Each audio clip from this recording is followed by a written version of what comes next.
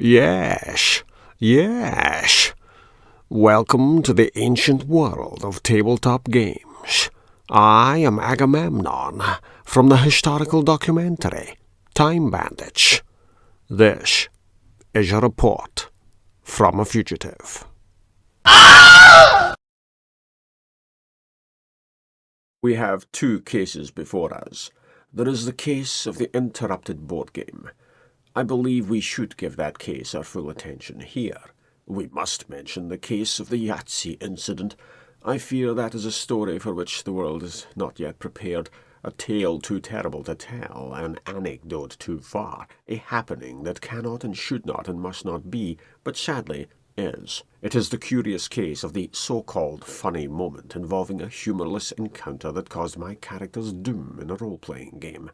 I needn't mention that game here. And that is a role-playing fact. Away, then, to the case of the interrupted board game. You know my methods, Watson. Apply them. What happens to the interrupted game? This table, part of my film studio, is off to the side by design. I can leave it alone for a week and the world turns undisturbed. No, this is not truly the case of the interrupted board game. Rather, it is the problem of ensuring an interrupted game is easy to resume at a later date. In other words, create a dedicated board game space if you can. That isn't easy if your table is of the kitchen variety, as you break off from the game at cock crow and retreat to your crypt in the style of Dracula. Meals are prepared and consumed. A working table is no good for emergency board game storage. Some games can be saved, set aside in the game box and stored in such a way as to make a return to the revived game one of the easiest tasks imaginable. This is considered enough of a selling point that you'll be told so in the back of the box. With time running out or a crisis in the offing, the worst option is to abandon the game. Barring emergencies, say a fire, abandoning a game is done in 5 ways. First, you let the game go with no clear winner. Second, you decide to play one more turn to determine the winner, whether obvious or not. After all, it's not always obvious, even when it is. A mild variation here is to play to a set time, top of the hour or half past, say. Third, it is plain that one player is going to win anyway, and you're all resigned to that fate. Game over.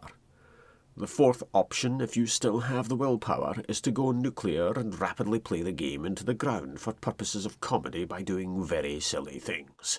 War breaks out, rocks fall, everyone dies.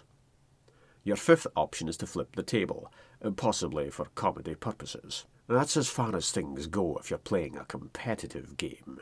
In cooperative play, you may feel more invested in knowing you all had a chance to defeat the game itself, and there's more of an inclination to preserve the state of play until next time, even if next time is brought forward from next week to the next day for convenience. You play Pandemic, but you must end the session. At a pinch, you can leave the game on the table for one night. End on a solid point. Record who will be next to go. Just remember that when life intrudes, life is what you deal with. The game can wait. There is always another game. So much for improvisation. With a dedicated game space available, the game easily waits until next day or next week or next month. Do I have a dedicated game space available? Yes and no. You want your game table to be a game table and not a working table. It isn't the kitchen table. If you can get by storing an in-progress board on a kitchen table, that's great. Inconvenient, but great. For days and nights on end, contend with clouds of steam, washing machine spin speeds, near misses, almost hits, table bumps, spattered sauce, spilt milk, horses bolting from the stables, cats and dogs, living together. This is a working table. I use it as a platform on which I make game-related videos. Every week, props and game pieces pile up in readiness for a video shoot. Then I sweep the table clean for an international game across the interwebs. So what's going on here? I was too tired to continue a game and set the whole thing aside so I could use the other half of the table for many purposes. To make a video this week, I pretty much have to film the game I set aside and talk about that. Cascadia. A tile-laying game. Abstract. Easygoing. Good for beginners. I'd say don't start off your introduction to the hobby with an abstract game. Try a quick card game or short board game with a strong theme instead. How strong is this game's theme? manage the land and populate it with animals, all in the name of points. So, no, not a strong theme in terms of gameplay. Your giant hand moves across the sky and arranges the landscape. Technically, that's science fiction. Yes, I've seen Zardoz. A giant head moves across the sky, and that's about all you need to know. Once seen, never seen twice. They told director John Boorman they were restoring the movie. His response? Why? And that says it all. In Cascadia, which is a region that cuts across America into Canada, or across Canada into America, you collect land tiles and animal tokens, gathering points for combinations listed on scoring cards. It's an easygoing game in the multiplayer solitaire mode. Player interaction is restricted to banter. There are no real dick moves or take-that shots in the game, with the exception of selecting a tile another player wants. And that's nowhere near as aggravating in this game as it is in other games of the type. I thought I'd like this game, even though abstract games are in a minority on my shelves, and luckily I was right. This is enjoyable, low-key shopping for land and bears. However, I started on my explanation of the game a little late in the day, and there was so much banter throughout that I turned into a pumpkin at midnight. This is an abstract game. I need my wits about me, or half of them anyway. Batteries failing. The lamps are going out all over Europe. Okay, Cascadia. We shall not see them lit again in our lifetime. Okay, maybe next week. 3/4 of the way through the game, with midnight now in the rear-view mirror, I knew I could leave the game to one side. So I stored it away on 2 neoprene playmats, allowing space on the other side of the table for whatever game stuff I'd get up to through the week. No clouds of steam, washing machine spin speeds, near misses, almost hits, table bumps, spattered sauce, spilt milk, horses bolting from the stables, cats and dogs living together, Gozer the Gozerian, the mighty Zool, a giant head floating in the sky, or John Boorman populating the cast of a movie with his kids. Again. I could have soldiered on into the night and finished the game, but I knew I had a table right in front of me, and so I took the king in yellow and used that figure to mark the player with the next turn. This level of detail matters if you're playing a week later. In board game years, that's half eternity plus one rainy afternoon. If interrupting your game to play at a later date, interrupt it at the end of one turn, the start of another, never midway through an action, and mark that point with a chisel in the rock. Your future self will thank you.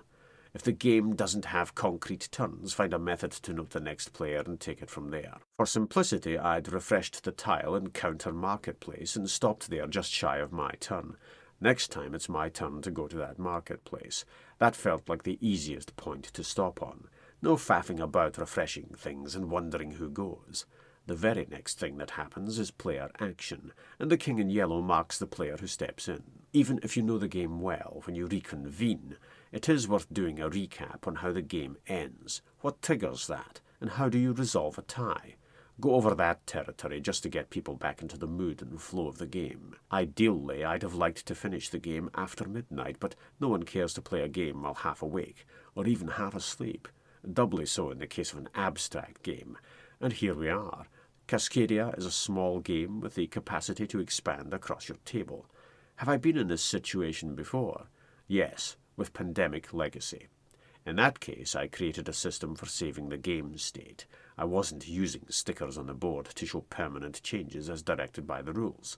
This was an experiment in gaming, allowing me to run the game again for a fresh group of players, almost as a dungeon master would run a game of Dungeons & Dragons. Instead of playing the game as recommended, I set things up using many additional tokens and a few forms that I filled in to fossilize the board for disrupted play. Excuse me if I keep that vaguely vague. Pandemic Legacy is a game you can only play once as you deal with its twists and turns. I made it replayable for others. Doing that also made it into a game that could be packed away without fear of losing where we were in the game, but this is an arcane example. In board game history, the game that's most often left to sit on a dedicated table is a massive war game that takes eternity to play. That can be revisited week in, week out, at its permanent HQ, and you need a well-organized HQ for the preservation of military matters. If you're leaving a game out on the table and you want to be sure you didn't bump an army off a cliff during the interim, then by all means take digital photos of the battlefield. Did we ever do that? Once. A player couldn't believe the number of goblins throwing themselves into the fray during a vast game of Dungeons & Dragons. The scene was straight out of Tolkien. Full of a took. That's all I'll say about the fiasco. Anyway, the player photographed the goblin army in disbelief at the existence of the goblin army. I see the value in photographing games with precariously balanced counters on the uneven map atop a table at risk from being bumped. It may also be worth jotting notes down, creating a statement of play for the more complex games out there. I kept this game fixed on the table in as simple a manner as possible. Damn my tiredness. Still, at least I managed to squeeze a video out of it.